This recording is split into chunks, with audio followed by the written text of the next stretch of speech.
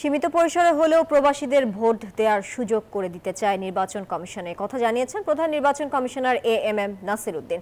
মঙ্গলবার প্রবাসী voting system উন্নয়ন সংক্রান্ত সেমিনারে কথা বলেন তিনি, যেখানে উপস্থিত ছিলেন 20টিরও বেশি রাজনৈতিক দলের প্রতিনিধিরা। প্রবাসীদের ভোট দেওয়ার মাধ্যম নিয়ে বিভক্ত দলগুলো।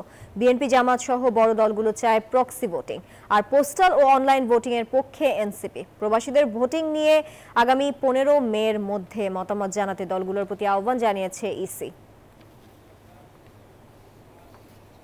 আমরা চাই পরবর্তী ইলেকশনে অন্তত শুরুটা হোক, যাত্রাটা শুরু হোক।